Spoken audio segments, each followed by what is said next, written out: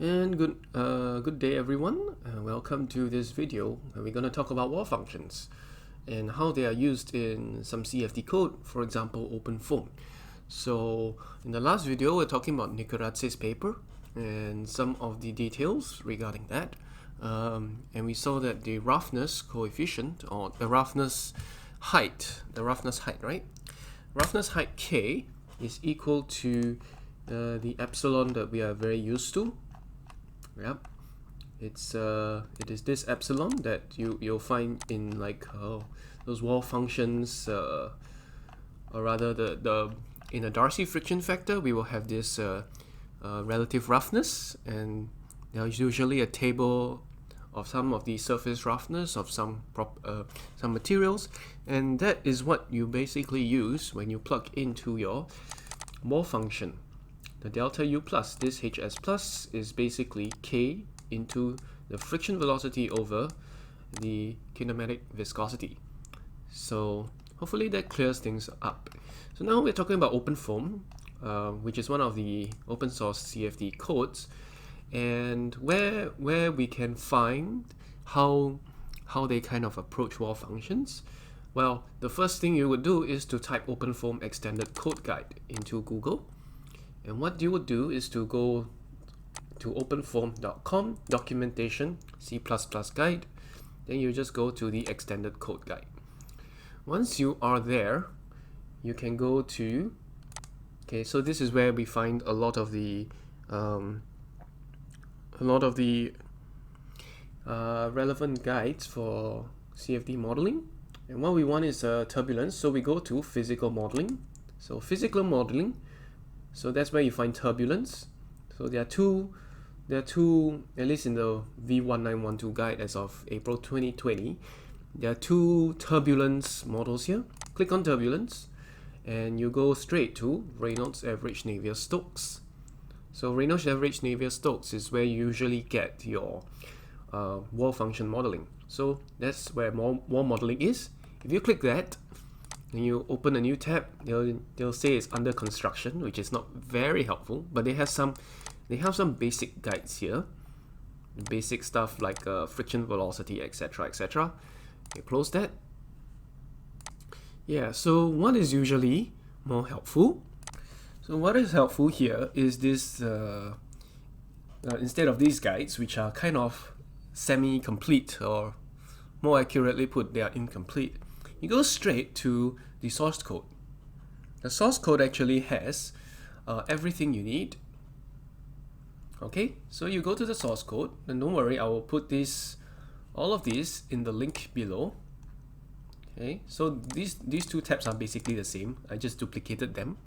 I left them open earlier on so that it's easier to see. But you can just use your open in a new tab, and that will get you where you're supposed to go. And then you will find yourself in this place where you have so many wall functions in OpenFoam.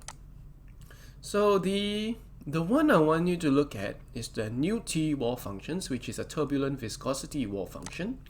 Click on that, and one of the most basic ones that we want to look for, especially in rough wall turbulence modeling, is the new T rough wall function.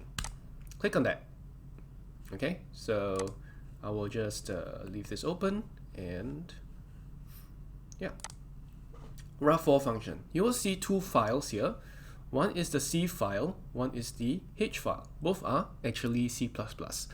So it's a little bit annoying to have all the documentation in C++ format,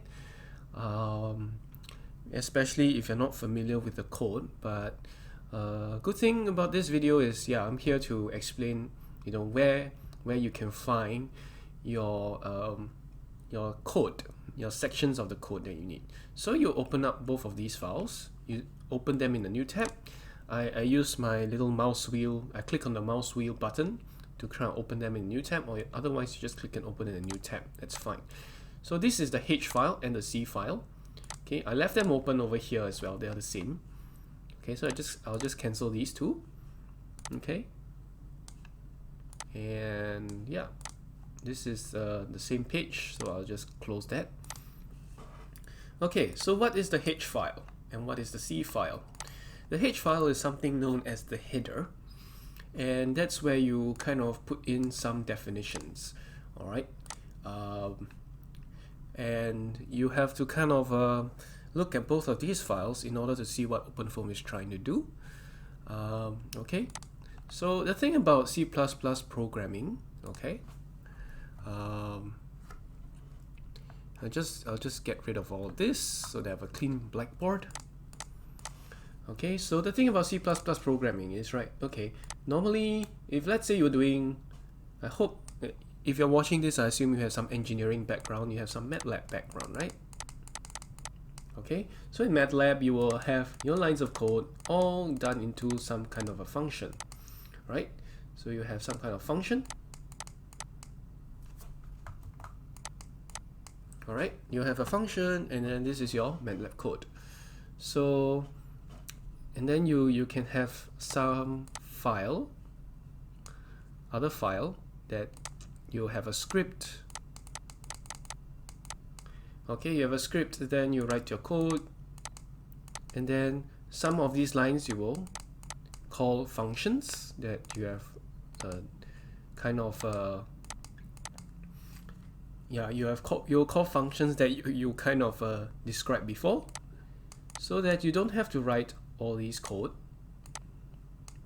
You don't have to write all this code here. Otherwise, your script will be very, very long and very, very unreadable. So that's the idea behind tidying up the code. Whereas for a H file and a C file, I mean the idea is pretty similar. Okay, so H file, again, it is a file where you start with some definitions. This time it's not talking about functions. It's a bit it's a more complex way of packaging functions or whatnot. This is what C++ object-oriented programming does. If you're not familiar, don't worry about that. But I'll just roughly say a few words. So in the C file is where your main work is done, I think, for the most part. So what you do is you will say, okay, I want to include, I want to have all these lines of code in my H file to be pasted here, but I don't want to write all of these lines of code in the same file as the C file. All right, so what you would see here is that, okay, I have this H file. These are comments because they are / and start. So these are commented, so they are not read. Very much like your MATLAB, you have your % or whatever. So this is all the lines of C++ code. And what happens is that, okay, when you look at this is the H file. I was talking about, this is the H file. When the H file is called in the C, okay, this is the C file where most of the work is done, they will have this thing called include, right? They'll say include Newt rough wolf functions fv scalar patch field.h. So they'll say, okay, I want to bring all this code in. So they'll look for Newt rough wolf functions fv scalar patch scalar field.h over here, which is what I'm highlighting, the H file. Then they will put everything in here, so that, you know, it's a very nice way of packaging your code, so that you don't have to write all this stuff in the same C file here. So instead, you'll have a H file, which you'll put it here, and then as the C file is run, they will take all the variables and all the bits of code, and you know, they'll run it in this script. So this is very similar, at least in the way you structure your code. It's an analogy, and I know it's not perfect, but that's the way it is. It's a rough introduction. You can go and look it up more if you're interested. But this is what C++ does. Okay, so how this code is run? You will read the H file first. Okay, and this H file has a few interesting things. They'll tell you, okay, I have a few inputs you need. And immediately you'll see a few familiar numbers. For example, this kappa, which is the von Karman constant. The default value is 0.41, which is very close to our default value. Okay, just ignore all that. Remember, in this one, our von Karman constant here is about 0.40. Okay, so let me write this down. This is just a simple equation for roughness. So from the paper, let me use green here. U plus equals to 1 over kappa ln y plus c minus delta u. Delta u plus is the roughness part. Of course, the more stuff we add into our equation, the more complicated it gets. So we'll try and tackle the smooth part first before we do the rough part in the next few videos. So the smooth part, this one is 0.40 or 0.41. Alright, so immediately it's very familiar. However, one thing we find unfamiliar in the code is, okay, two things in fact. You have this CMU, which is the model coefficient. We may or may not need to use that. Then we have this thing called E, which is a model coefficient that we don't see here. Here it's like C, and this C is 5.5. But in the OpenFoam code, we have E, which is equals to 9.8. So what is this E? So to at least get a feel of it, we need to take a closer look at the code. So this is where, okay, all the constants are being defined. Of course, you need to kind of provide to this code. You say you need a certain roughness height, which hopefully it is the same as, you know, the epsilon on the K that we are looking for, which is, you know, when we look up the table of roughness heights from steel pipes, concrete pipes in the Moody chart. Hopefully this is the same. There's also a roughness constant and a roughness factor. Okay, so we can kind of take a look into that a little bit later on. Okay,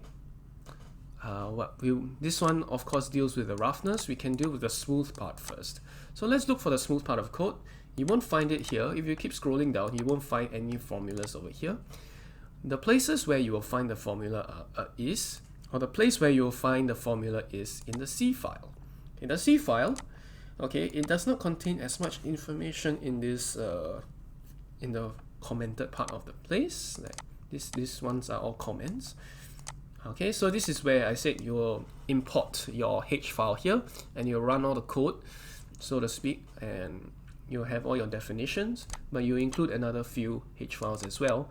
But I'm not going to go through each of them.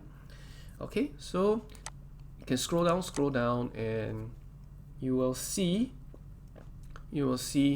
mainly the part where you find the roughness stuff is over here.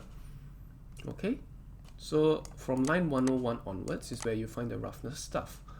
Okay, so alright, so it's based, you will have a calculation based on the roughness height. Okay, so this is the roughness height. We will need to see where this roughness height is defined, but basically if the roughness height is more than 0, roughness height is more than 0, then we'll have a rough wall calculation, which is all this code. So we don't want to look at all this code because this is the roughness bit first. I want to look at the smooth one. So there's the else. So if the roughness height is more than 0, we will use roughness calculations, or else we will use smooth wall calculations. And the smooth wall calculations are over here. Alright, so let me try and interpret this code for you. And actually, what I want to draw your attention to is this one. These two lines of code in line 191 and 192. So it says yp equals to kappa Reynolds yp plus 1 over E times yp. So what is this E? This E is, when we defined it earlier, this is our default model coefficient, E at a value of 9.8. So let me write that down in Paint. So we'll have yp equals to kappa Re, so yp equals to kappa RE, okay, and that will be added to YP, okay, kappa RE over YP over 1 plus log E YP, okay, so over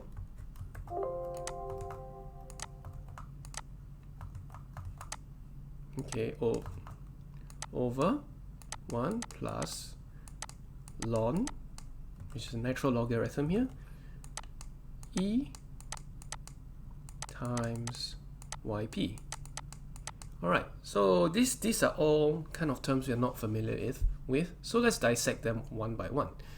So first of all, YP, this is the P there is to tell you it's a Y plus.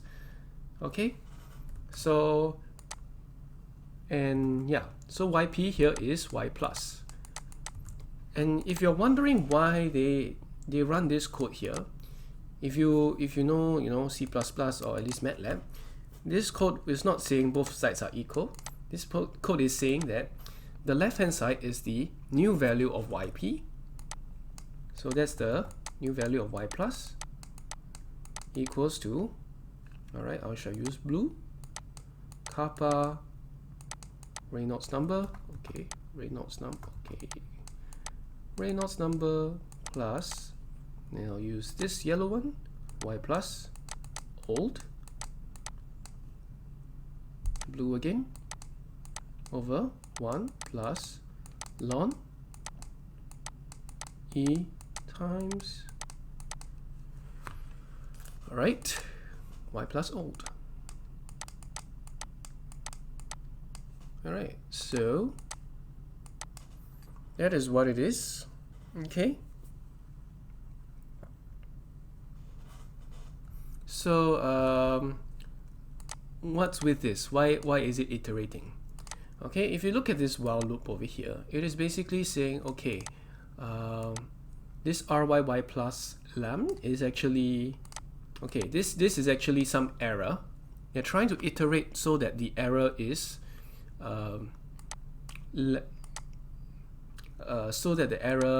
less than the tolerance. So this is the magnitude of the error. Y plus old, Y plus new minus the Y plus old over Y plus old. Okay, so this RY plus is actually a reciprocal. So you can see this constant scalar RY plus lam equals to 1 over YP. That is actually just a reciprocal. So instead of using a division, we multiply it by the reciprocal. It is basically the same thing. So what the code is doing is here, Y plus new minus Y plus old over Y plus old. As long as this is bigger than some tolerance, then we keep iterating.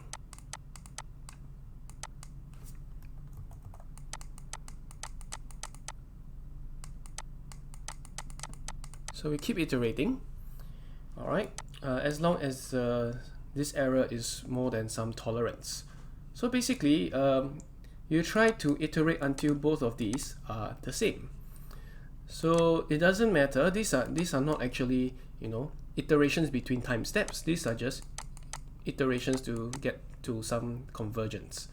So we'll get kappa RE plus Y plus, alright, over 1 plus ln E Y plus.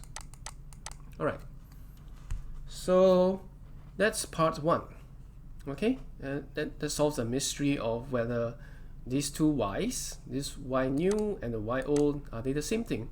Yes, it is the same thing, because if you look at the code, they're trying to iterate till it becomes the same. So that's part 1. So you got this and this. So we will try to get to a more familiar form of this equation, because this still looks very unfamiliar and very unlike this equation form over here. Okay, it still looks very much not like this. This is what we are used to. This is what OpenFoam is using. So I'm going to swap, I'm going to multiply both sides by this and divide both sides by y plus, and you'll get 1 plus ln e y plus equals kappa RE. So we don't know what that is, but we'll find that out in a little bit, over y plus 1. Alright, so divide both sides, you will have kappa RE over y plus, and y plus over y plus is just 1. So you have both of this, and if you cancel out both of this, you will have a very simple formula. Then you'll have y plus, or kappa RE over y plus equals to ln e y plus. Alright, so this is what we have, at least for now. So it's 20 minutes. I'm going to stop now. I'm going to continue in the next video. Okay.